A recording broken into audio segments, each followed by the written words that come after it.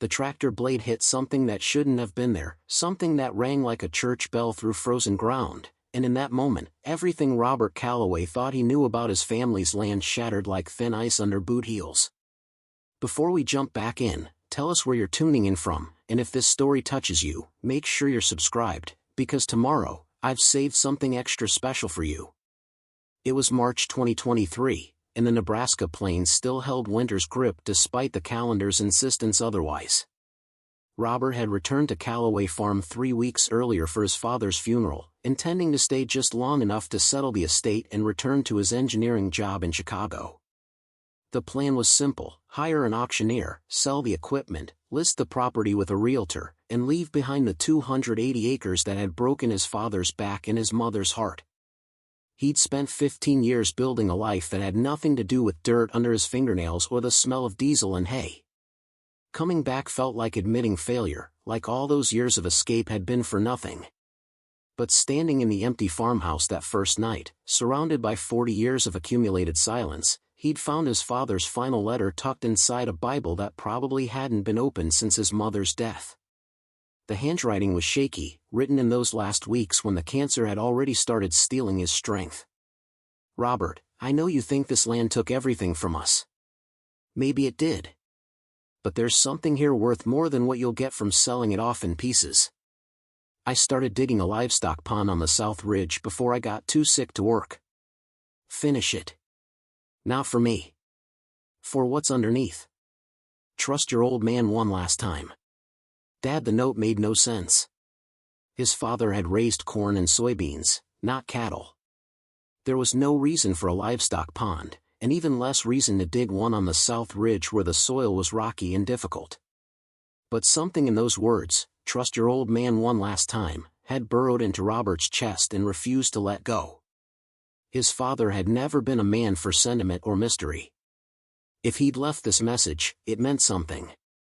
So Robert had called his boss, requested an extended leave, and climbed onto the old John Deere 8R his father had maintained with religious devotion. The pond site was marked with survey stakes, a rough oval about 40 feet across carved into the hillside. His father had managed to excavate maybe 3 feet down before the illness had forced him to stop. Robert would finish what his father started, even if he didn't understand why. The work was harder than he remembered. 15 years behind a desk had softened him, and the March cold turned his hands numb even through work gloves. But there was something meditative about the repetition: lower the blade, dig, lift, reverse, dump, that quieted the noise in his head. Each scoop revealed layers of earth his family had farmed for 3 generations, dark soil giving way to clay and then to the rocky substrate that made this ridge so unsuitable for agriculture. He'd been working for 4 days, deepening the excavation foot by foot, when the blade struck something that sent a violent shudder through the entire tractor. The impact threw him forward against the steering wheel, and the engine died with a cough that sounded almost human. For a moment, Robert sat there, heart hammering, listening to the sudden silence broken only by the wind across the empty fields. He climbed down on unsteady legs and approached the excavation edge. The tractor blade had carved a gash through the clay, exposing something that shouldn't exist in this place, on this ridge, on his family's land. Metal. Not rusted farm equipment or an old fence post, but heavy steel plate, dark green beneath decades of soil, with the unmistakable angular geometry of military armor. Robert slid down into the hole, his boots sinking into the loose clay. He brushed dirt away with his hands, following the contour of the metal surface. It curved away from him, massive and deliberate. As he cleared more soil, markings became visible: faded paint, stenciled numbers, and a white star that made his breath catch in his throat. It was a tank. A genuine World War II tank, buried 30 feet below the surface of his family's land. The discovery should have been impossible. This was Nebraska farmland, 3,000 miles from any European battlefield, never used as a military base or testing ground. Yet here it was, hidden beneath the South Ridge like a secret his family's soil had been keeping for 80 years. Robert's hands trembled as he pulled out his phone, though he had no idea who to call. The sheriff? The army? A historian? But before he could decide, his fingers found something else in the loosened soil, a metal box, smaller than a shoebox, its surface corroded but intact. He lifted it carefully, brushing away the clay that clung to it like a second skin. The box was heavy, sealed with a latch that had fused shut with age. Robert carried it up out of the excavation and sat on the tractor's rear tire, turning it over in his hands. No markings, no identification, just pitted metal that had survived however many decades underground. Using a screwdriver from the tractor's toolbox, he carefully pried the latch open. Inside, wrapped in oil-stained canvas, were papers. Documents with official seals and typewritten text, their edges yellowed but still legible. And beneath them, something that made Robert's pulse spike, leather pouches, their drawstrings rotted to fragments. He opened one carefully, and gold coins spilled into his palm, their surfaces dull with tarnish but unmistakably real. The documents told a story that seemed like fiction. Orders dated 1945, signed by a General Theodore Hartwell, detailing the covert transport of war chest funds, gold and currency meant for post-war reconstruction operations in occupied Germany. The shipment had been redirected, the documents claimed, due to concerns about corruption at the highest levels of command. Someone had decided these resources were safer hidden than delivered through official channels. And they had chosen to hide them here, on land that would eventually become Calloway Farm. Robert sat in the cold wind, gold coins in one hand and 78-year-old secrets in the other, and understood why his father had insisted he dig this pond. His father had known. Somehow, Thomas Calloway had discovered what lay beneath the South Ridge and had kept that knowledge to himself, waiting for the right moment to pass it on. But how had his father learned about it? And why hadn't he excavated it himself?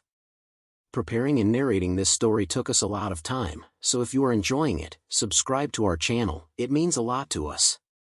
Now back to the story.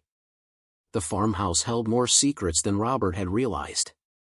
That night, he searched his father's study, a room he barely entered even as a child, his father's private domain where farm records and tax documents accumulated in careful filing cabinets. He found what he was looking for in the bottom drawer of an old desk, beneath a layer of unused checkbooks and outdated agricultural bulletins. A journal, leather-bound and worn, with his grandfather's name embossed on the cover, James Calloway, 1944 to 1962. Robert carried it to the kitchen table, poured himself 2 fingers of his father's whiskey, and began to read. His grandfather's handwriting was precise, almost architectural, entries dated and organized with military efficiency. Most documented the ordinary rhythms of farm life, planting dates, weather observations, equipment repairs.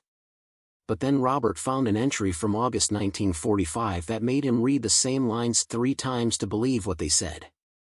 August 18, 1945. Something happened today that I cannot fully comprehend. A military convoy arrived before dawn, 3 trucks, all unmarked. The officer in charge, a General Hartwell, said he knew my father from the Great War. Said he needed a favor that required absolute discretion. They had equipment to bury. Important equipment, he said. Equipment that certain people would kill to possess. I asked no questions. When a general asks for help, a man who served his country says yes. We worked through the night, digging with their equipment on the South Ridge where the soil runs deep before hitting rock. By morning, they'd buried something massive, looked like a tank, though what a tank was doing here, I couldn't say. The general paid me well. More than the farm earns in 5 years. But the price of that money is silence. He made me swear on my father's grave that I would never speak of this to anyone. Not my wife. Not my children. The secret dies with me, he said, unless circumstances require otherwise. He gave me documents, sealed in metal, and told me to keep them safe. If anyone ever comes asking about what's buried on this ridge, I'm to show them those papers. But he said it in a way that made me understand, no one should ever come asking. The entries continued sporadically over the years, brief references to the South Ridge situation that suggested his grandfather had carried the burden of this secret until his death in 1962. And then Robert found something that explained everything, a letter, folded and pressed between the journal's final pages, addressed to his father. Thomas, if you're reading this, I'm gone, and it's time you knew what's buried on our land. I've kept this secret for 17 years, and it's weighed on me every day since. General Hartwell is dead now. I saw his obituary last month, and with him gone, I suppose my oath dies too. What's under the South Ridge isn't just a tank. It's a war chest. Millions in gold and currency, maybe more. Hartwell said it was meant for post-war reconstruction, but there were people in command who planned to steal it. So he diverted the shipment, buried it here, and disappeared the paperwork. He said he'd come back for it once the corruption was rooted out, but he never did. I don't know if he died before he could return, or if he decided the gold was safer buried than recovered. But it's ours now by any moral right. We kept the secret. We protected it. And if you need it, if the farm is failing or the family needs help, it's there. But be careful, son. Secrets this big don't stay buried forever. And men who want gold don't care about property rights or family legacy. Your father, James Calloway. Robert read the letter 4 times, his grandfather's warning echoing in his mind. His father had known about the tank in the war chest for over 60 years. He'd farmed this land, raised a family, struggled through droughts and debt, all while sitting on a fortune that could have solved every problem they'd ever faced. Why hadn't his father used it? Why wait until death to pass on the secret? The answer came to Robert slowly, pieced together from memory fragments he'd spent years trying to forget. His father's quiet paranoia about banks and government officials. The way he'd always insisted on cash transactions, never trusting electronic records. The paranoid way he'd patrolled the property boundaries, especially near the South Ridge, as if expecting trespassers. His father had been afraid. Not of the gold itself, but of what would happen if the wrong people learned it existed. The military might claim it as stolen government property. Historians and museums would demand it for preservation. And there would be others, treasure hunters, criminals, opportunists who saw gold as something worth killing for. So Thomas Calloway had left the fortune buried, had kept his father's secret, and had waited until the cancer made his decision for him. The letter in the Bible hadn't been about the gold. It had been about trust. Finish the pond, discover the truth, and then decide what kind of man Robert wanted to be. The question now was what Robert would do with this impossible inheritance. He spent the next 2 days researching General Theodore Hartwell, piecing together a military career that read like something from a thriller novel. Hartwell had served in both World Wars, rising to become a logistics officer responsible for managing the flow of supplies and currency across occupied territories. The official record showed a distinguished career ending in 1946 with an honorable discharge and quiet retirement. But reading between the lines, Robert found suggestions of controversy, an investigation into missing funds that went nowhere, transfers that seemed designed to shuffle Hartwell away from his logistics role, and a retirement that came earlier than expected for an officer of his rank. The general had died in 1959, according to his obituary, in a car accident outside Arlington. No surviving family. No detailed biography beyond the military records. A man who had erased himself as thoroughly as he'd hidden the war chest. On the third night after his discovery, Robert heard vehicles approaching up the long gravel drive. 2 cars, moving slowly, their headlights cutting through the darkness. He watched from the kitchen window as they parked near the barn, expensive sedans that looked out of place against the weathered outbuildings. 4 people emerged. 2 men in business suits, a woman in practical field clothes, and someone Robert recognized from his internet research, Dr. Marcus Webb, a military historian from the Smithsonian who specialized in World War II logistics and wartime currency systems. Robert met them at the door before they could knock. "Dr. Webb," he said, not bothering to hide that he knew exactly who they were. "I wasn't expecting company." Webb was in his 60s, gray-haired and sharp-eyed, with the bearing of someone accustomed to being the smartest person in any room. He smiled, but it didn't reach his eyes. "Mr. Calloway. I apologize for the unexpected visit. We hope to catch you before you made any decisions you might regret." "Decisions about what?" Robert kept his voice neutral. About the discovery on your property, Webb said. The tank on the South Ridge. And its contents. The words hung in the cold night air like an accusation. Robert's mind raced. How did they know? He hadn't told anyone. Hadn't made any calls or posted anything online. Webb seemed to read his confusion. Your father contacted my office 6 months ago, he explained. He asked about the proper procedures for reporting discovered military equipment.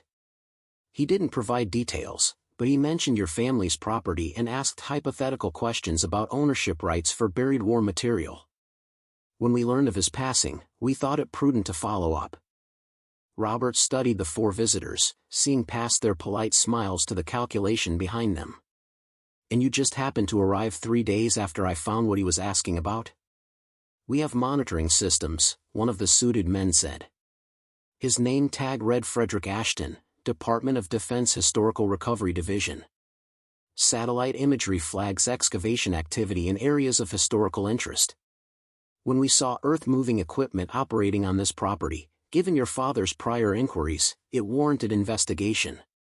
So you've been watching my farm, Robert said flatly. Protecting national historical assets, Ashton corrected. Mr. Calloway, if you've discovered what we believe you have, this isn't a matter of finders keepers. This is United States military property that was never properly decommissioned. Both the equipment and any associated materials belong to the federal government. The woman stepped forward, her expression more sympathetic than the others. I'm Jennifer Hale, Department of the Treasury. Mr. Calloway, we understand this is overwhelming. But if there are monetary assets involved, they may constitute stolen government property. The legal implications are complex, but cooperation will be much easier than resistance. Robert leaned against the doorframe, fighting the urge to tell them everything just to end the pressure. But something his grandfather had written stopped him. Men who want gold don't care about property rights or family legacy. I found an old tank, he said carefully. Military equipment, yes. I was planning to report it tomorrow. As for anything else you're imagining, I have no idea what you're talking about. Webb's expression hardened slightly. Mr. Calloway, General Hartwell's logistics records disappeared in 1945. Several $1 million in war chest funds vanished from transport manifests. We've spent decades trying to locate those assets. Your grandfather's journal, which we know exists because your father mentioned it, may be the only remaining documentation of where Hartwell diverted those funds. The casual mention of his grandfather's journal sent a chill down Robert's spine. They'd done their research. Possibly more than research. Have you been in my house? He asked quietly.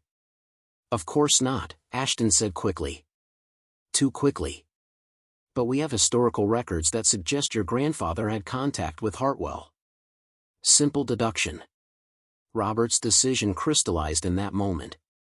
These people, with their official credentials and polite threats, saw his family's land as nothing more than a recovery site for lost government property. They didn't care that 3 generations of Calloways had kept a secret, had protected something that could have saved them during years of drought and debt. They saw gold and tanks, not the family legacy that his father had died protecting. Gentlemen, Miss Hale, Robert said formally. I'll be contacting a lawyer tomorrow. If you have official business regarding my property, you can go through legal channels. Until then, you're trespassing on private land, and I'd appreciate if you left. Webb opened his mouth to protest, but Ashton put a hand on his arm. We'll be in touch, Mr. Calloway, he said. But I'd strongly advise against making any decisions before you fully understand the legal situation. Moving or selling military property is a federal crime. So is possession of stolen government funds. They returned to their cars, but the threat lingered long after their taillights disappeared down the drive. Robert stood in the darkness, understanding with absolute clarity that his father's fear had been justified. These people had been waiting, watching, ready to claim something they believed belonged to them by government right. But they were wrong about one thing. This wasn't just about gold or tanks or historical artifacts. This was about whether a family's sacrifice and discretion meant anything, or whether power and bureaucracy could simply take whatever they wanted because they had the legal apparatus to do so. Robert Calloway had come home intending to sell this land and return to his comfortable life in Chicago. Now, standing in the cold Nebraska wind with his grandfather's journal inside and a buried tank outside, he understood that some inheritances can't be sold or abandoned. Some secrets become part of who you are, and the only choice is whether you're strong enough to protect them. The fight for his father's land, and for the truth buried beneath it, was just beginning. Robert spent the rest of that night in his father's study, reading every page of his grandfather's journal by lamplight, searching for details that might protect him from what was coming. The entries painted a picture of a man torn between duty and survival, between the oath he'd sworn to a general and the responsibility he owed his family. James Calloway had been a veteran himself, had fought in France during World War I, and that shared brotherhood with Hartwell had sealed the secret tighter than any legal contract could have. But there were gaps in the story. His grandfather never explicitly stated how much gold was buried with the tank, never documented whether Hartwell had provided any official authorization for the diversion, and never explained what corruption he'd been trying to prevent. The journal raised more questions than it answered, and Robert understood that was intentional. His grandfather had recorded just enough to pass the knowledge forward without creating evidence that could be used against the family. By dawn, Robert had made copies of everything: the journal, his father's letter, the documents from the metal box. He locked the originals in a safe deposit box at the bank in town, then spent 2 hours on the phone with lawyers, trying to find one who specialized in property rights and historical recovery cases. Most were intrigued but cautious. This kind of situation existed in legal gray areas where federal authority, state property law, and military jurisdiction overlapped in messy, unpredictable ways. He finally found representation through Margaret Chen, an attorney out of Omaha who'd handled several cases involving mineral rights and buried artifacts on private land. Her voice over the phone was sharp and analytical, cutting through his scattered explanation to ask the questions that mattered. "Do you have documentation proving the military authorized the burial?" she asked. "Not exactly," Robert admitted. "I have orders from General Hartwell redirecting the shipment, but nothing that explicitly gives him authority to bury it on private land. That's a problem. The government will argue the general acted without authorization, making this stolen military property. They'll claim eminent domain over the site and criminal possession charges if you've moved anything. I haven't moved the tank. Just found some documents and samples." "Samples?" Chen's tone sharpened. "Gold?" "Yes." She was silent for a moment. "Mr. Calloway, you need to understand the stakes here. We're talking about potential federal charges, theft of government property, concealment of stolen goods. Even if you win on property rights, they can tie you up in litigation for years and bankrupt you in legal fees. So what do I do? First, don't talk to any federal agents without me present. Second, we need to establish your family's claim based on adverse possession and good faith stewardship. Your grandfather protected government property for decades without compensation, which gives us leverage. Third, we go public before they can control the narrative. Media attention makes it harder for them to simply seize everything." Robert thought about his father's paranoia, his obsessive privacy. Going public would have horrified Thomas Calloway. But his father wasn't here anymore, and Robert was fighting this battle alone against opponents with unlimited resources. "Do it," he said.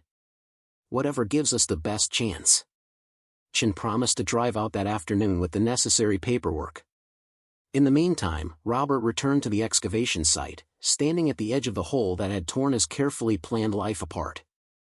The morning sun illuminated the tank's exposed surface, and he could see more details now: the angular turret, the track assembly buried in clay, the sheer mass of steel that men had somehow transported here and buried under cover of darkness 78 years ago. He heard a truck approaching and turned to see his neighbor, Bill Henderson, pulling up in his battered Ford. Bill was in his 70s, had farmed the adjacent property his entire life, and possessed the kind of generational memory that made him a living archive of county history. "Heard you've been doing some digging," Bill called out, climbing down with the careful movements of a man whose joints remembered every hard season. He walked to the excavation edge and let out a low whistle. "Well, I'll be damned. That what I think it is. If you think it's a World War II tank, then yes." Bill shook his head slowly. "Your granddad and mine were friends, you know. Drank together every Saturday night for 20 years. My father told me once that James had gotten mixed up in something during the war years. Something that made him nervous every time government vehicles came through the county. I never knew what he meant, but I guess this explains it. Did your father know what was buried here? If he did, he never told me. But I remember one thing clear as yesterday. Must have been 1960, maybe 61. A man came around asking questions about your granddad. City fellow, too well dressed for farm country.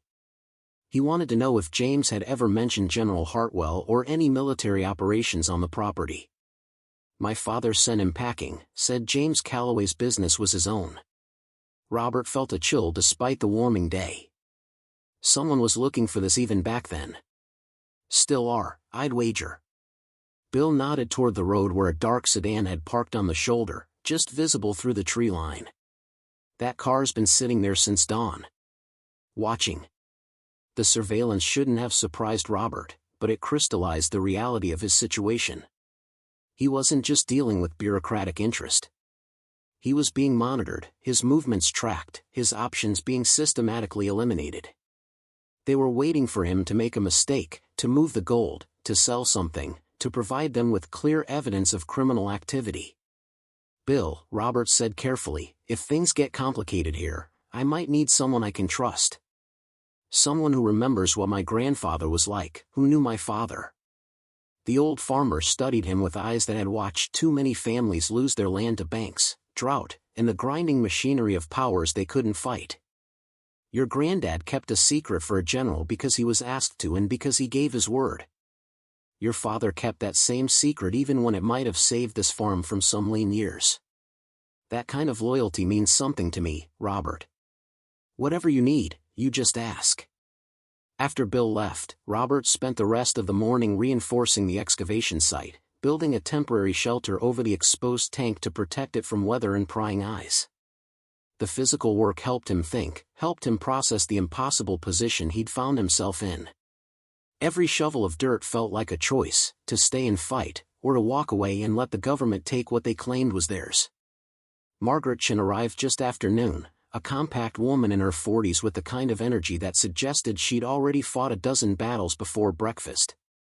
She surveyed the site with professional detachment, took photographs from multiple angles, and reviewed the documents Robert had found with the meticulous attention of someone building a case. "This is remarkable," she said finally, holding up Hartwell's orders. "These documents suggest the general was operating under crisis authority during the immediate post-war period. If we can prove the diversion was legitimate, even if unauthorized by higher command, it changes everything." "How do we prove that?" "We find out what corruption Hartwell was trying to prevent. If there were investigations into missing war chest funds in 1945, there will be records. Congressional hearings, military tribunals, something that establishes the context for why a general would make this kind of extreme decision." She pulled out a tablet and began making notes. "I have a researcher who specializes in World War II military archives. If there's documentation about investigations into logistics corruption in 1945, he'll find it. Meanwhile, we need to establish your family's legal claim to this site and its contents. The government says it's stolen military property. The government will say a lot of things. Our position is that your grandfather was entrusted with protecting government assets by a senior military officer, that he fulfilled that duty without compensation for 17 years, and that the property has been in your family's possession for 3 generations. That's a strong adverse possession claim, especially since the government made no effort to locate or recover these assets for nearly 80 years. Robert wanted to believe her confidence, but he'd seen the expression on Ashton's face the previous night. They're not going to just accept that argument. They'll fight. Of course they will.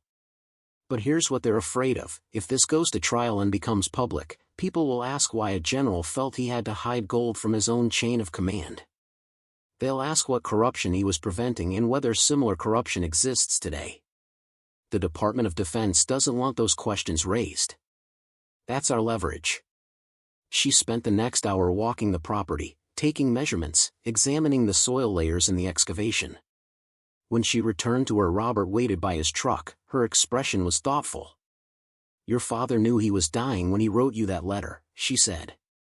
"He could have told you years ago." Why wait? Robert had asked himself the same question repeatedly. "I think he wanted me to choose. If he'd told me before I left for Chicago, it would have been another burden, another reason to stay that I would have resented. By waiting until after his death, he let me make my own decision about whether this land was worth fighting for. And is it?" The question hung between them like a challenge. Robert looked across the fields his grandfather had worked, his father had defended, and that he'd spent 15 years trying to forget.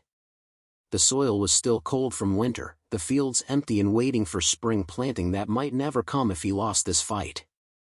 But somewhere under that soil, wrapped in clay and secrecy, was proof that his family had been trusted with something important. That they'd kept faith even when it cost them. "Yes," he said finally. "It's worth fighting for." Chin nodded as if he'd passed some test. "Then let's get to work." The story broke 3 days later. Chin had contacts with the Omaha World-Herald, and the headline was everything Robert had hoped for and dreaded: Nebraska farmer discovers World War II tank, $80 million war chest buried on family land, government moves to seize property. The article was carefully crafted, emphasizing the Calloway family's decades of stewardship, the mystery of why a general had hidden military assets, and the troubling questions about wartime corruption that the discovery raised. It painted Robert as a reluctant heir protecting his family's legacy against government overreach, which wasn't far from the truth. The response was immediate and overwhelming. By afternoon, news vans had gathered at the property entrance, reporters calling for interviews, historians wanting access to the documents, and local residents arriving to express support for one of their own against federal intrusion. The story hit national news that evening, with talking heads debating property rights, military authority, and the ethics of government asset recovery. But with the publicity came escalation. Frederick Ashton returned, this time with a full team from the Department of Defense and federal marshals carrying court orders. They arrived with earth-moving equipment, archaeological tools, and the kind of methodical efficiency that suggested they'd done this before. Robert met them at the property line, Margaret Chin beside him, cameras rolling as reporters documented every moment. "Mr. Calloway," Ashton announced formally, "we have a federal court order authorizing excavation and recovery of military property on this land. You're required to provide access immediately." Chin stepped forward. "That order is being appealed. Until the appeal is heard, Mr. Calloway is under no obligation to provide access to his private property." "The order is effective immediately," Ashton countered. "Interference will result in contempt charges." The standoff played out in front of rolling cameras, neither side willing to back down. Robert could see Bill Henderson and other neighbors gathering along the road, a silent show of support that reminded him he wasn't completely alone in this fight. But he also saw the marshals' hands resting near their sidearms, saw the determination in Ashton's eyes that said this man would follow orders no matter what they required. "Stand down," Chin said quietly to Robert. "Let them dig. We fight this in court, not here." It felt like surrender, but Robert understood the tactical wisdom. Resisting physically would give them exactly the excuse they needed to arrest him and seize everything. He stepped aside, and the federal team moved past him onto land his family had owned for 3 generations, their equipment tearing into the south ridge like surgeons opening a body. The excavation took 2 days. Robert watched from his porch as they carefully uncovered the tank, documented every inch, and removed the war chest contents with archaeological precision. They found more than the single box Robert had discovered, multiple containers buried around the tank, each filled with gold coins, currency bundles, and documents detailing the shipment's original purpose. Dr. Webb supervised the recovery personally, his academic excitement barely contained as each new container was opened. Robert saw him photographing documents, directing his team, treating the discovery as the historical find of his career. And perhaps it was. But to Robert, it was his family's trust being systematically dismantled and carted away by people who saw only artifacts and assets, not the decades of silence and sacrifice that had protected them. On the evening of the second day, as the federal team prepared to transport everything to a secure facility, Webb approached the porch where Robert sat with his grandfather's journal. "Mr. Calloway," Webb began, his tone conciliatory, "I understand you're angry. But this discovery is historically significant beyond measure. The documents we found prove there was systematic corruption in post-war logistics command. Officers were diverting Reconstruction funds for personal profit. General Hartwell was trying to preserve evidence and protect assets until he could safely expose the conspiracy." "Then why didn't he?" Robert asked flatly. "Why die in an accident without ever recovering what he'd hidden?" Webb's expression darkened. "That's what we're trying to determine. Hartwell's death was ruled accidental, but the timing was suspicious. He died just weeks after requesting a meeting with the Secretary of War about irregularities in occupation fund management. Some of us believe he was silenced." The implication hung heavy. "You're saying he was murdered." "I'm saying powerful people had motives to ensure his evidence never came to light. By burying the war chest on your grandfather's land, Hartwell created insurance, proof that would surface eventually, even if he didn't survive to present it himself." Robert studied the historian, seeing past the academic excitement to something else. "You've been looking for this for years." "Decades," Webb admitted. "I've written 3 books on wartime corruption, but I've never had proof this concrete. The documents in those containers name names, colonels, generals, even a congressman who was skimming Reconstruction funds. This is the kind of historical revelation that rewrites textbooks. And my family's role? The fact that we protected this without recognition or compensation? Will be acknowledged," Webb promised. "I'll ensure your grandfather's stewardship is part of the official record. But surely you understand these materials belong in institutions where they can be properly studied and preserved." Robert opened his grandfather's journal to a page he'd marked. "My grandfather wrote something in 1947, 2 years after he buried the tank. He said, 'The general never returned, and I'm beginning to understand why. Some truths are too dangerous to speak, even when silence becomes its own burden. I pray I've done right by keeping this secret. I pray my son never has to make the same choice.'" He closed the journal. "My father did have to make that choice. He chose to protect what you're now taking. Not because he didn't understand its historical value, but because he understood its human cost. General Hartwell trusted my grandfather because he knew some men still believed in loyalty over profit. That trust should mean something." Webb was quiet for a long moment. "It does mean something, Mr. Calloway. But we live in a different world now.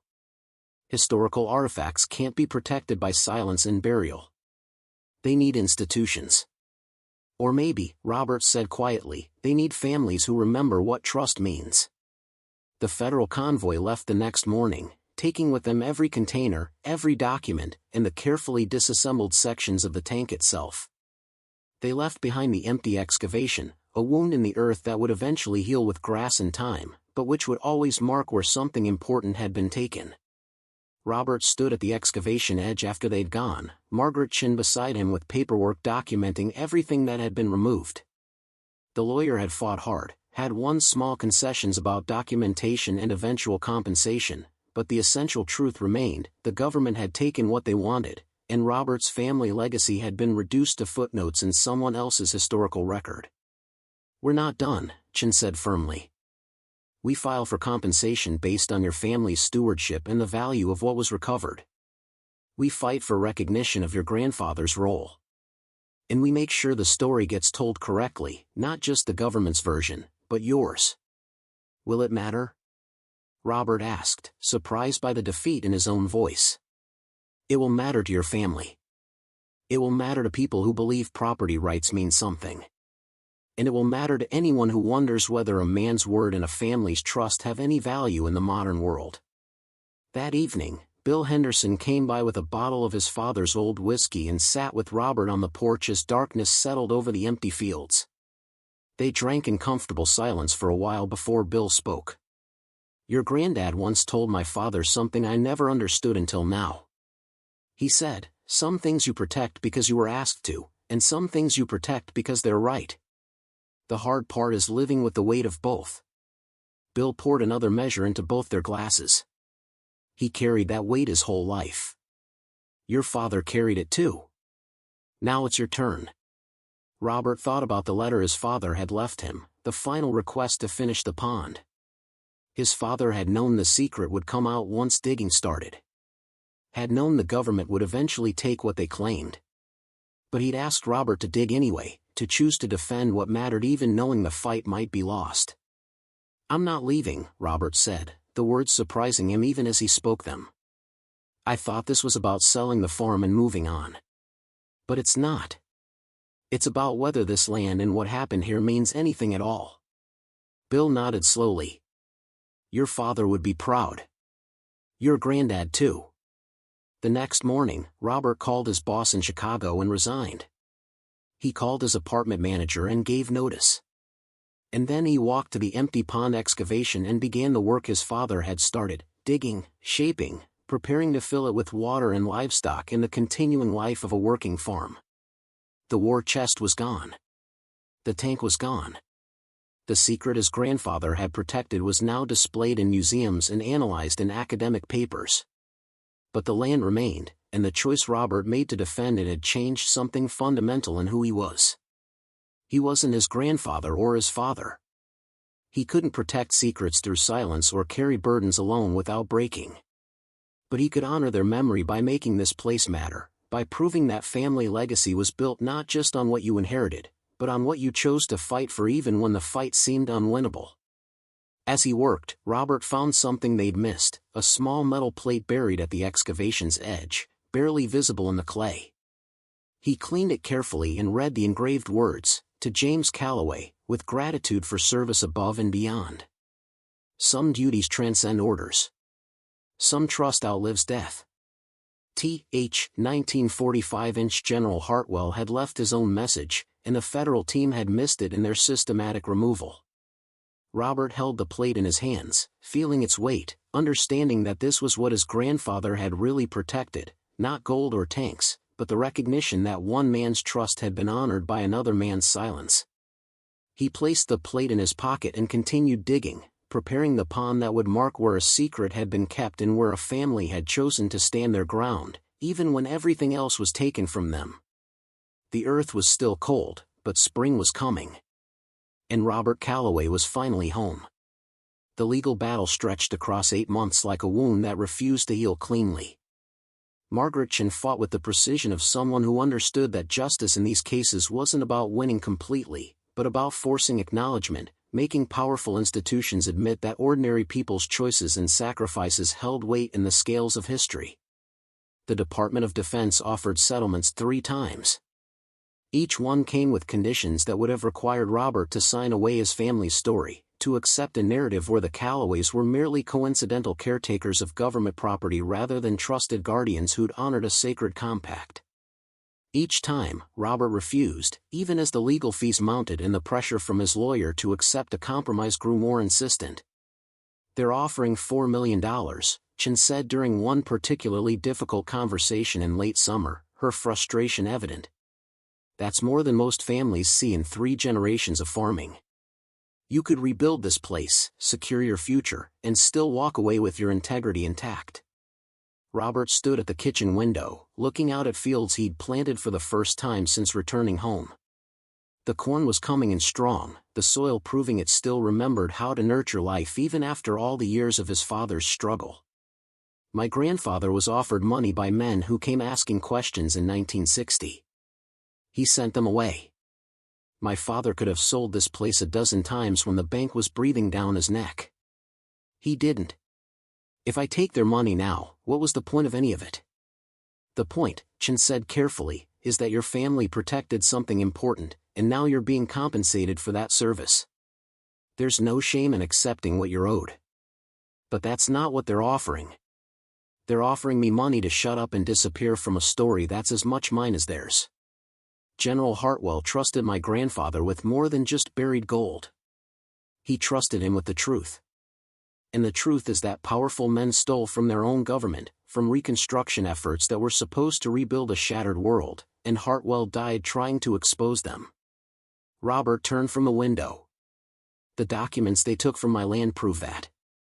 Webb's published 2 papers already, naming names, showing the scope of the corruption.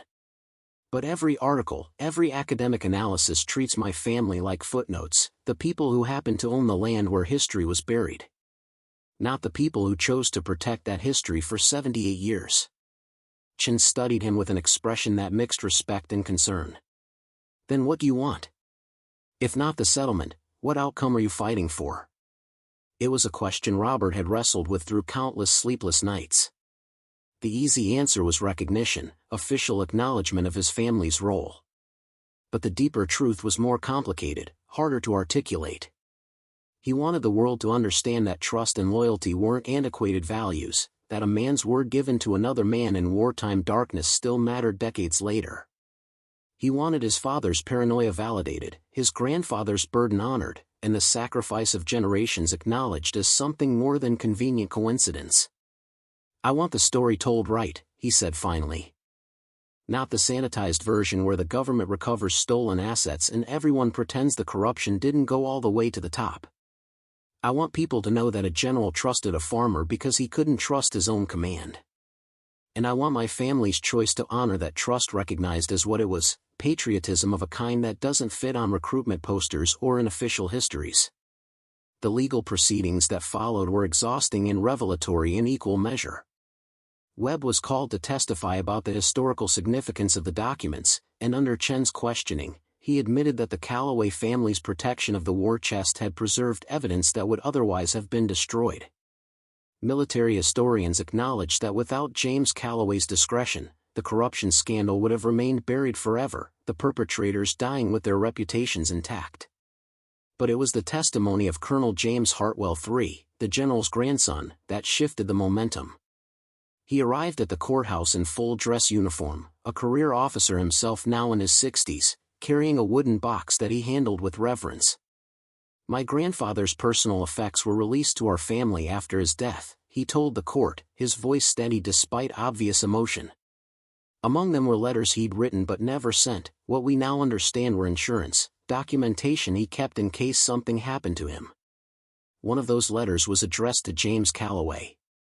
He opened the box and withdrew a yellowed envelope, sealed but never mailed, with Robert's grandfather's name written in careful script across the front. The judge allowed it to be opened and read into the record, and the courtroom fell silent as the bailiff read the general's words aloud. James, if you're reading this, I'm likely dead and unable to fulfill my promise to return for what we buried together. I'm sorry for the burden I placed on you, but I had no choice. The corruption I've discovered goes deeper than I imagined, involves men I once called brothers, and threatens to discredit everything we fought for in 2 wars. The gold and documents buried on your land are evidence of systematic theft, officers and officials diverting reconstruction funds meant to rebuild Europe, to feed starving populations, to restore what war destroyed. Millions of dollars stolen while people suffered. I couldn't let it continue, but I couldn't expose it through official channels without being silenced. You asked me why I chose your land, why I trusted you with this secret. The answer is simple, because I knew you understood what duty means. Not the kind of duty that follows orders blindly, but the kind that does what's right even when it's hard, even when it costs you everything. If I don't return, the choice becomes yours. Keep it buried and the secret dies. Reveal it and risk everything I've warned you about. I won't pretend there's an easy answer. But whatever you decide, know that you served your country as truly as any soldier who carried a rifle. With respect and gratitude, Theodore Hartwell. January 1946. The letter's existence proved what Robert had been arguing, that his grandfather hadn't stumbled onto buried treasure, but had been entrusted with a mission that extended far beyond personal gain. The court couldn't ignore the general's own words establishing the Calloways as deliberate guardians rather than accidental finders. The final judgment came down in October, just as the harvest was beginning. The court ruled that while the gold and military equipment technically belonged to the federal government, the Calloway family was entitled to substantial compensation for their decades of stewardship and for the historical value of the documents they'd preserved. More importantly, the ruling explicitly recognized James Calloway's actions as performed in good faith service to national interest and ordered the Department of Defense to officially acknowledge the family's role in protecting evidence of wartime corruption. The monetary award was less than the settlements Robert had refused, $3 million split between immediate payment and a trust fund that would provide income for generations. But it came without conditions, without requirements for silence or sanitized narratives. The Calloways could tell their story however they wanted, and the government was required to include that story in any historical presentation of the Hartwell war chest. Chin called with the news while Robert was in the field, checking the corn that would be ready for harvest within days.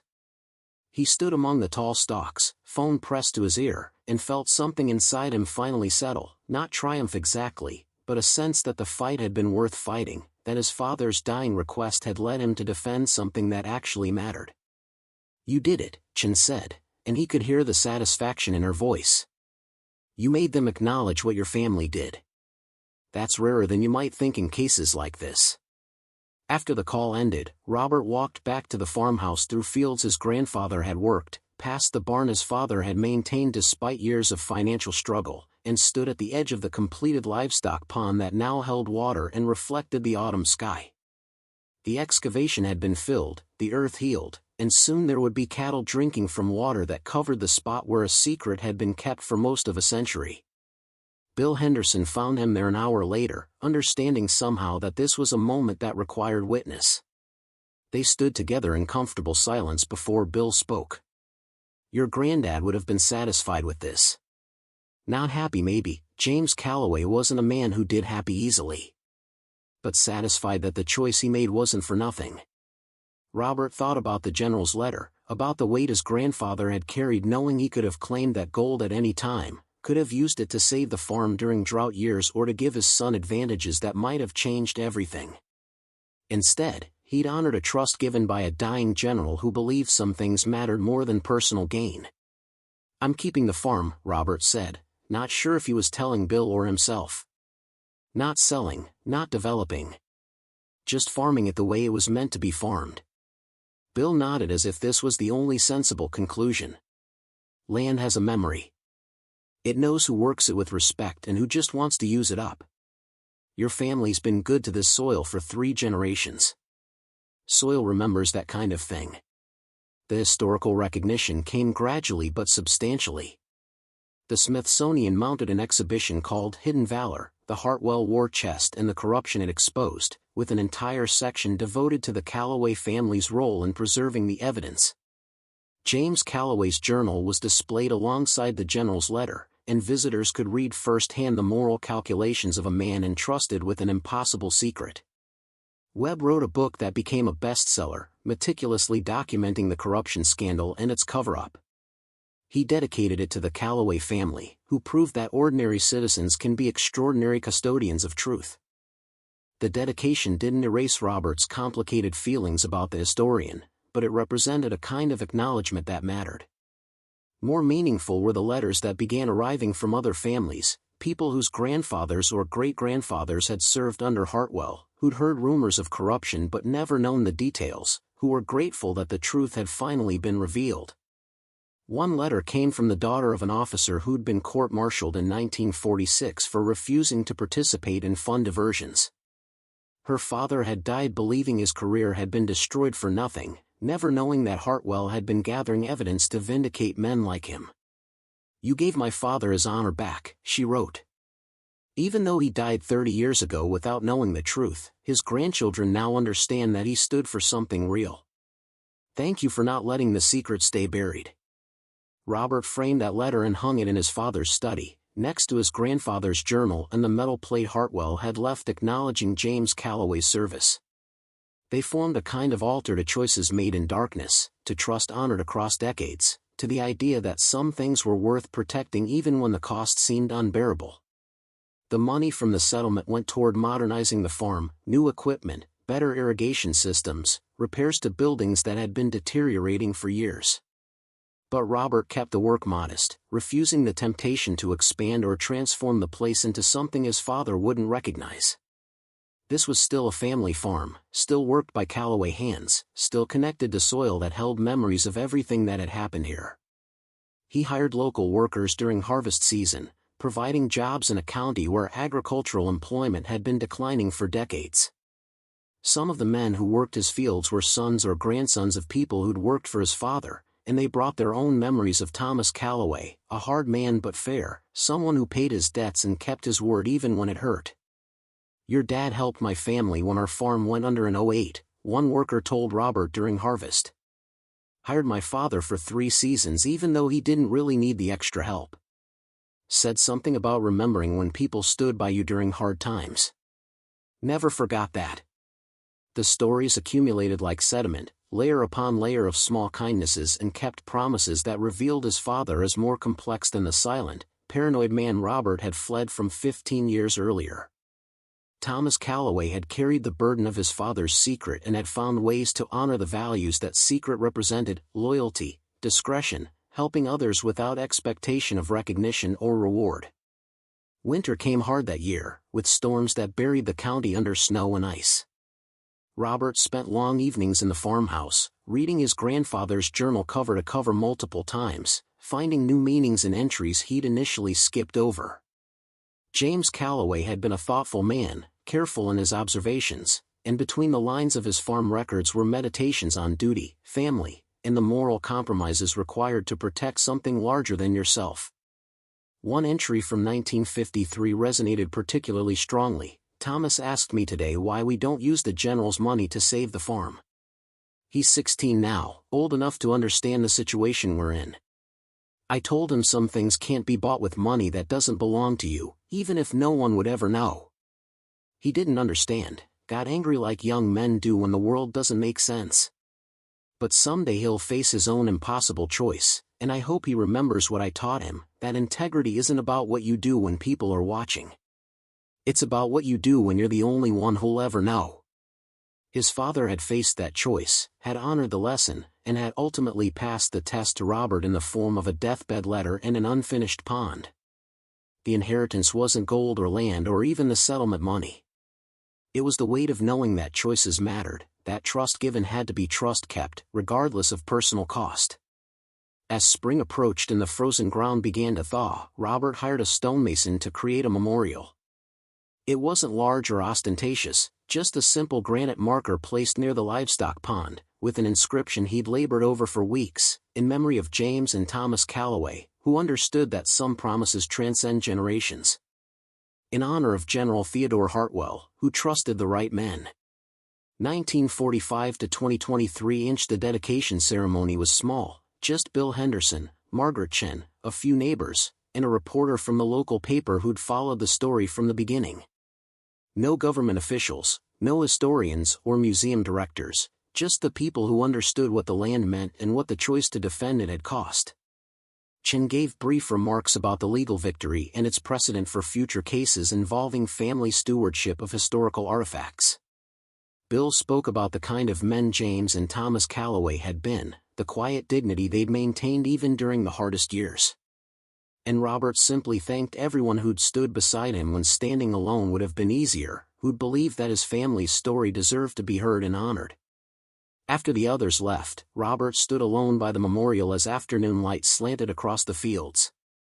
He thought about his father standing in this same spot years ago, knowing what lay buried beneath the ridge, knowing the secret could save the farm but choosing silence instead. The loneliness of that choice, the burden of carrying knowledge that couldn't be shared, must have been crushing. "I understand now," Robert said quietly to the marker, to his father's memory, to the land itself. "I understand why you kept the secret. Why you waited until you were dying to tell me. You wanted me to choose this life, not have it forced on me by guilt or obligation. You wanted me to stand here and defend this land because I believed it was worth defending, not because you'd asked me to." The wind moved across the fields, carrying the scent of thawing earth and coming rain. Somewhere in the distance, a tractor started up, Bill Henderson beginning his own spring planting on the adjacent property.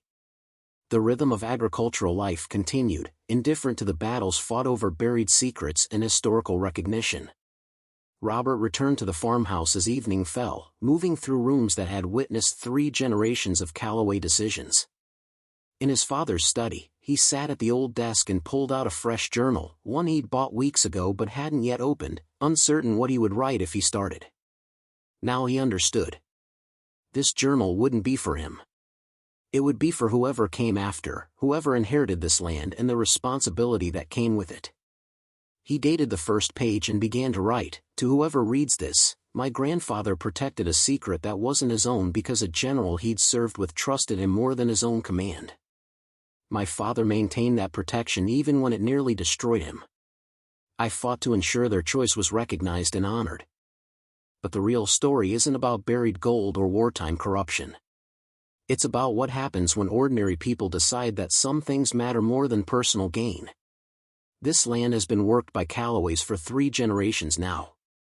We've made it productive when others said it couldn't be done. We've kept it together when economic forces tried to break it into pieces. And we've protected its secrets when powerful interests wanted to take them for themselves. If you're reading this, you've inherited more than land and equipment.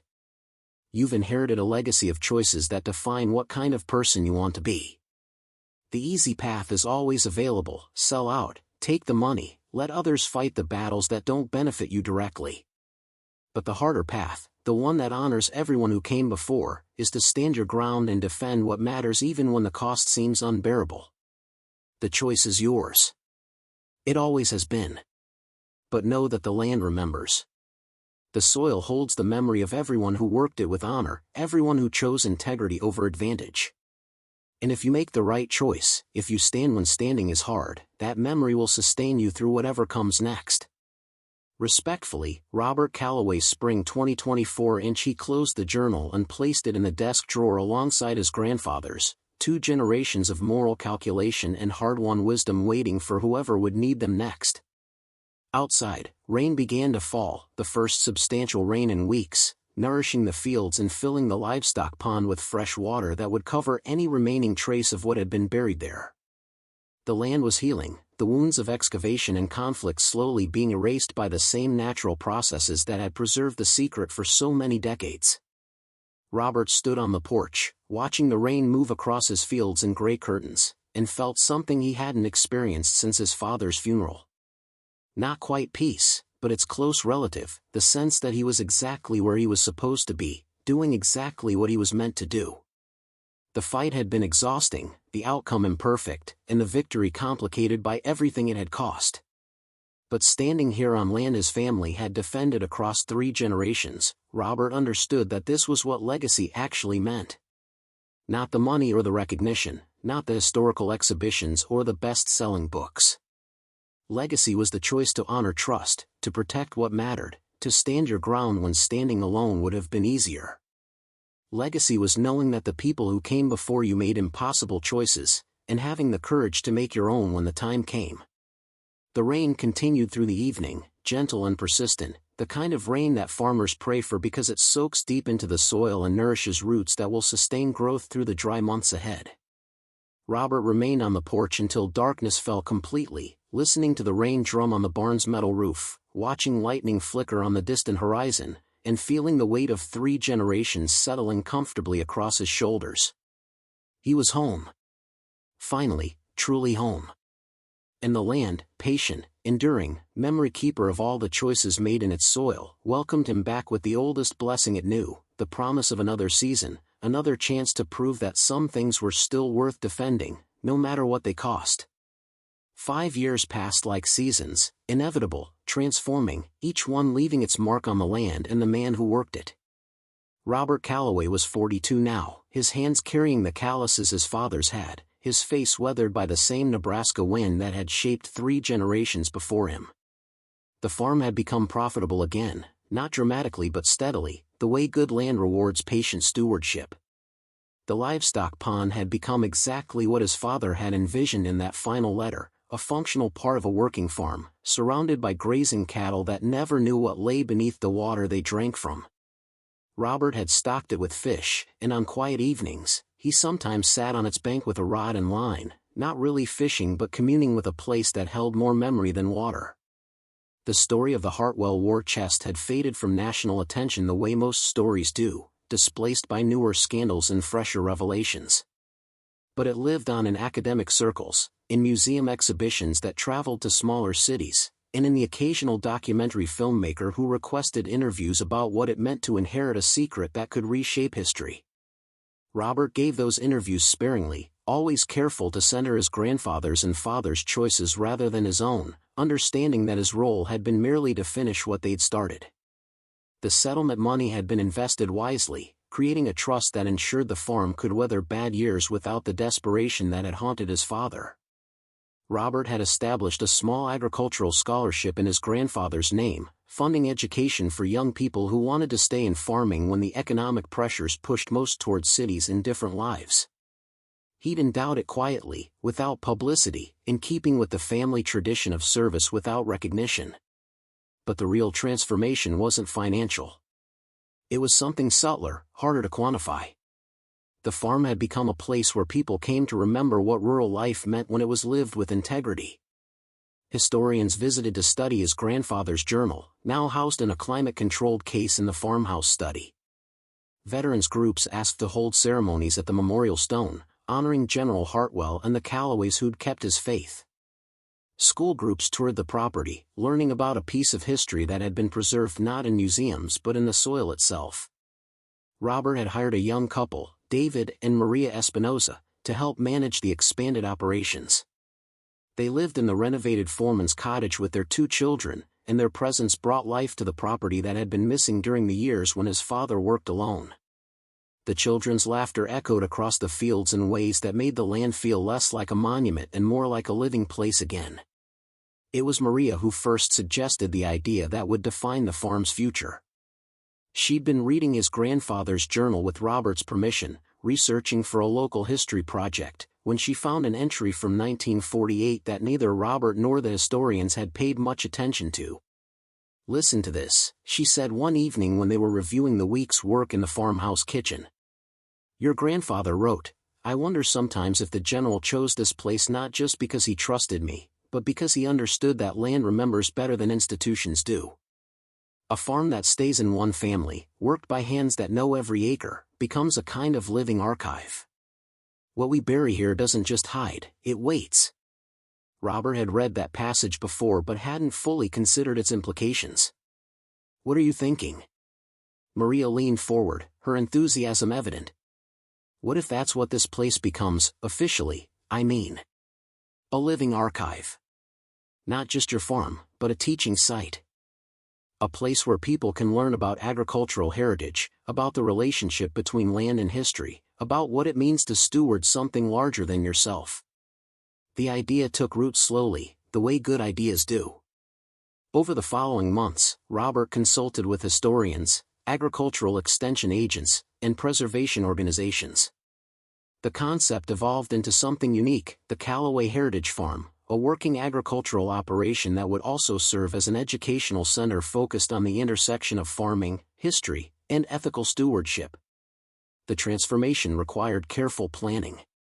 Robert wouldn't compromise the farm's productivity or turn it into a theme park version of rural life. But sections of the property could be adapted, the old barn converted into a small museum housing his grandfather's journal and related artifacts, the farmhouse study preserved as it had been when his father died, trails created through the fields where visitors could experience the landscape that had held such consequential secrets. The Nebraska Historical Society provided funding and expertise. The trust Robert had established contributed additional resources. And slowly, respectfully, the Calloway Heritage Farm began to take shape as something that honored both the past and the present, that could teach future generations about the weight of moral choices and the responsibility that comes with inherited trust.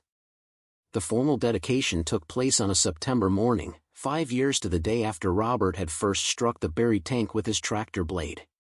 The ceremony was larger than he'd wanted but smaller than it might have been, a few hundred people instead of thousands, mostly locals who understood what the farm meant to the region's identity.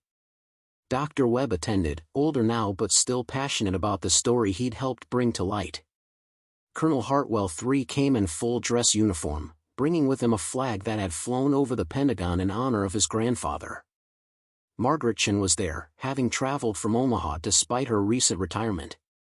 And Bill Henderson stood beside Robert throughout the ceremony, a silent reminder of the continuity that connected past to present. But it was a surprise visitor who moved Robert most deeply. An elderly woman approached him after the formal speeches, moving slowly with a cane but with fierce determination in her eyes. She introduced herself as Helen Patterson, daughter of the transport officer whose letters Robert had found in the war chest. "My father wrote those letters about the corruption he'd discovered," she explained, her voice still strong despite her age. "He tried to warn General Hartwell through official channels, but his reports were buried. When the general died and the investigation went nowhere, my father spent the rest of his life believing he'd failed. He died in 1978, bitter and broken, convinced his warnings had been ignored." She pulled out a photograph from her purse, a young officer in World War II uniform, solemn-faced and idealistic. This was taken in 1944, before he saw what the corruption was doing. Before he tried to stop it and was destroyed for speaking up. Robert took the photograph carefully. "Your father's letters were part of the evidence General Hartwell was preserving. They proved the corruption went beyond individual theft, it was systematic, protected from the top down. Your father's testimony mattered." Tears filled Helen's eyes. "I wish he'd lived to know that. I wish he'd understood that his warnings weren't ignored, just protected until the truth could be told safely." "They're part of the exhibition now," Robert said. "In the Barn Museum. Every visitor who comes here will read your father's words and understand what it cost him to speak truth to power. His name is cleared. His courage is recognized." Helen wept then, and Robert held her gently, understanding that this was part of what his family had protected, not just gold and documents, but the honor of men like her father who'd done the right thing and paid devastating prices for it. The secret his grandfather had kept had been about more than preventing theft. It had been about preserving evidence that would eventually vindicate the voices that corruption had tried to silence. As the dedication concluded and visitors began touring the new facilities, Robert found himself alone by the livestock pond. The afternoon sun turned its surface to gold, and he thought about all the different forms that precious metal could take. The coins recovered from the war chest were in museums now, displayed behind glass and valued in millions. But this, the pond reflecting sky, the land productive and alive, the knowledge that his family's choices had meant something, this felt like the real treasure. David Espinosa joined him, the young farmer who represented the continuation Robert had hoped for. "It's something, isn't it?" David said, looking across the property. 5 years ago, this place was about to be sold off. Now it's teaching people about history and farming and what it means to stand for something. "My father would have hated the attention," Robert replied. "But I think he'd understand why it matters." "Maria and I were talking," David said carefully. "About the future. About what happens when you're ready to step back from daily operations." Robert turned to face him. "You thinking about buying into the partnership we discussed?" "More than thinking. We want to raise our children here. Want them to learn what this land teaches about responsibility and legacy. If the offer's still open, we'd like to become official partners in this operation." It was exactly what Robert had hoped for when he'd hired the Espinosas, someone to eventually inherit not just the farm but the values it represented. "The offer's open. And I'll be here to help as long as you need me. But yeah, I think it's time to start transitioning this place to someone who'll take it into the next generation." They shook hands, sealing an agreement that felt less like a business transaction and more like a passing of stewardship from one guardian to the next. Robert was 42, young enough to have decades of farming ahead if he wanted them, but wise enough to understand that legacy required letting go as much as holding on. As autumn deepened into winter, the Calloway Heritage Farm found its rhythm. School groups visited regularly, walking the fields where Robert or David explained crop rotation and soil conservation while also telling the story of what had been discovered beneath the South Ridge. Veterans came to pay respects at the memorial, some leaving medals or photographs of their own service. Historians accessed the archives, piecing together aspects of the corruption scandal that continued, revealing new dimensions decades after the fact. And through it all, the farm remained productive. Corn and soybeans in the main fields, cattle grazing on the hillsides, the livestock pond providing water and ecosystem services that benefited the entire property. The land worked because Robert insisted it continue working, not preserved as a museum piece but alive and growing, fulfilling the agricultural purpose that had sustained his family for 3 generations. Robert began spending more time documenting the farm's history beyond his grandfather's journal, interviewing neighbors who remembered his father, recording the stories that would otherwise be lost when the older generation passed. Bill Henderson was a frequent subject, his memory holding decades of county agricultural history that needed preservation. "Your granddad was the best farmer I ever knew," Bill told Robert during one interview session. Not because he produced the highest yields or adopted every new technology, but because he understood that farming was about stewardship across time.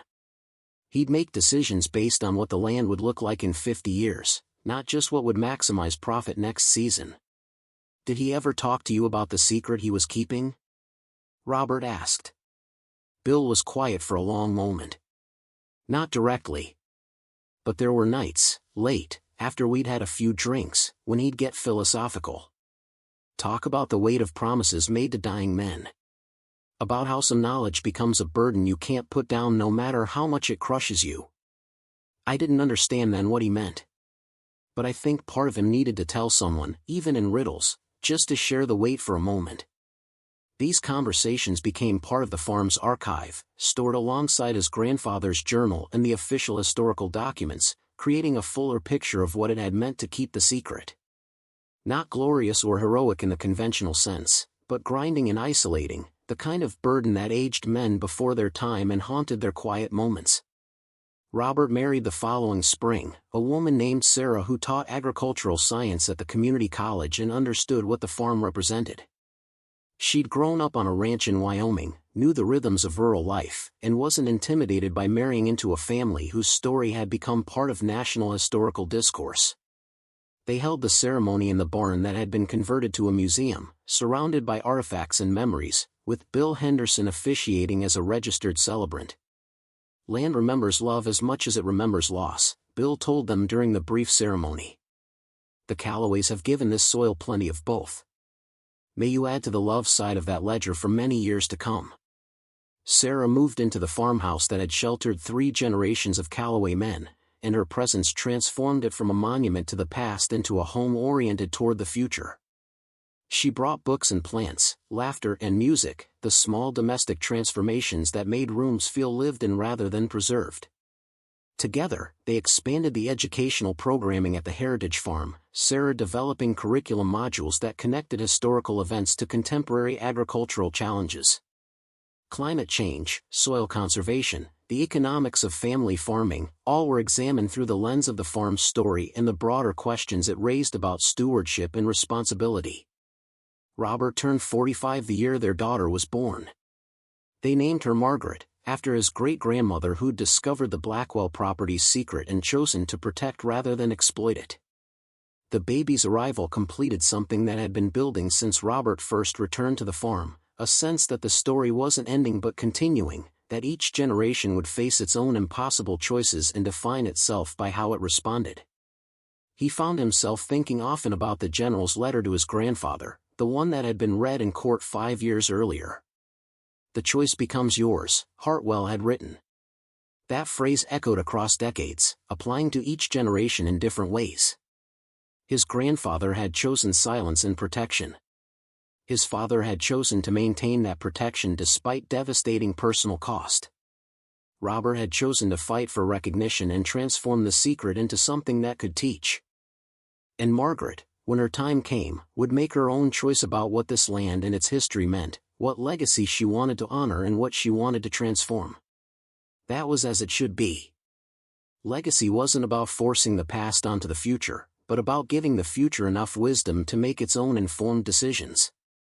7 years after he'd struck the tank with his tractor blade, Robert stood at the south ridge on a morning when frost turned the autumn grass silver. The livestock pond lay peaceful below, steam rising from its surface as cold air met warmer water. Cattle grazed nearby, their breath visible in the cold, and somewhere across the fields, he could hear David's tractor starting up for the day's work. The memorial stone stood weathered now, its inscription softened slightly by seasons of rain and snow, but still legible. He touched the granite, feeling its cold solidity, and spoke to the memories it represented. "I kept faith with you," he said quietly. "Both of you. Dad, Granddad. I defended what you protected. Made sure your choices meant something. And now I'm passing it forward to people who'll honor what you started." The wind moved across the ridge, carrying the scent of approaching winter. Robert turned and walked back toward the farmhouse, where Sarah was probably getting Margaret ready for breakfast, where the day's work waited, where life continued in its necessary rhythms. The land had taken much from his family, years, choices, the easy paths that might have led to different lives. But it had also given everything that mattered: purpose, legacy, the knowledge that some things were worth defending regardless of cost. 3 generations of Calloways had learned what the soil could teach about patience and memory, about the weight of trust and the price of integrity.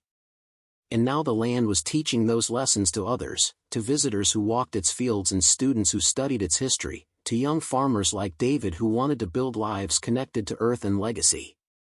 The secret that had been buried here for 78 years had been revealed, the gold recovered, the corruption exposed.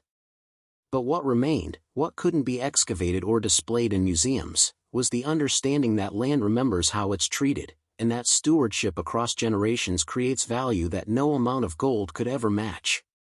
Robert reached the farmhouse as the sun broke fully over the horizon, turning the frost to diamonds across the fields.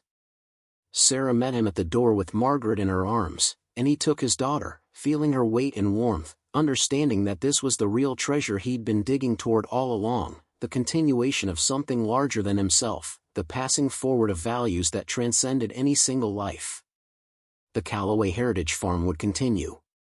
The story would be told and retold, adapted by each generation to meet its own needs and questions. And somewhere beneath the livestock pond's quiet surface, the place where a tank had been buried and a secret kept, the land would remember everything: the midnight burial in 1945, his grandfather's decades of silence, his father's determined protection, and Robert's fight to ensure it all meant something. Some stories don't end. They just settle into the soil and wait for the next season, the next generation, the next choice that will define what legacy actually means. This was one of those stories, as permanent and patient as the prairie itself, as enduring as the hands that worked it and the hearts that understood what it meant to call this place home. Up next, you've got 2 more standout stories right on your screen. If this one hit the mark, you won't want to pass these up. Just click and check them out. And don't forget to subscribe and turn on the notification bell so you don't miss any upload from us.